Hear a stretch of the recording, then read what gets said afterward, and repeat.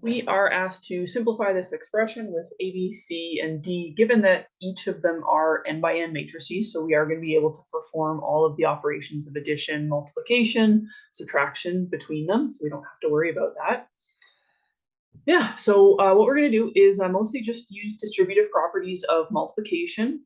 So I've got this A, and it's going to go on to the B, the C, and the D.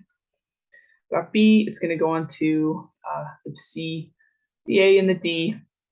And where we want to be a little bit careful, the C is going to come onto the A and the B here, and the D is going to go onto the A and the B here. And so I'm going to just go ahead and expand everything. I'll get AB, let's say C, minus AD, plus BC, minus BA, plus BD, and then minus CA, minus CB, because the minus on the outside, plus DA, minus dB. However, what I've done here is made a pretty bad mistake for matrix multiplication. And these are actually all going to be wrong. And it's because I wasn't being mindful of the order of operations here. So the C is multiplied through, but the C is on the right of A and B. So this is right multiplication for both these two. Since it's being multiplied through from the right, it has to stay on the right in this expansion. So it's actually going to be minus AC minus BC. And then plus AD minus BD. So order matters with matrix multiplication. It's very different than real numbers, so we have to be really careful of that. And so now what I'm going to do is go through and group like things. So I have got AB. And that is, yeah, that's all I've got is an AB. And I'm just going to kind of go through it alphabetically here. So next up, I would have AC. And so I've got AC here and here. And those two are actually just going to cancel each other out because it's AC minus AC. And so I'll go to AD, which I've got minus AD plus AD.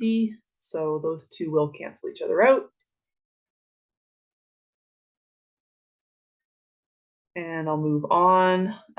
Those are all the A's. I'm going to move on to B. So I will have BA. I've got minus BA, so I'm going to write that. Don't have any others.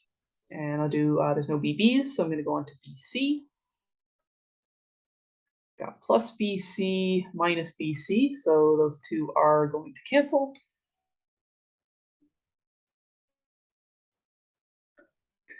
And then BD would be the next one. Got plus BD minus BD. And yeah, those are going to cancel. And I think that's everything. Yeah, so we were accounting for the AB minus BA, and we've got all of the other chunks there counted for. Everything else has been canceled through subtraction. And so what we end up with is actually just AB minus BA. And again, we cannot necessarily say that it equals 0 because AB is not necessarily equal to BA.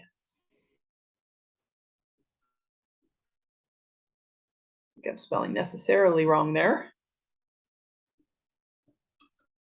I'm going to necessarily write it messy so that you can't tell that I spelled it wrong. Oh yeah, those two things are not necessarily equal to each other, so we cannot conclude that that thing's 0. The simplest we can get it is AB minus BA.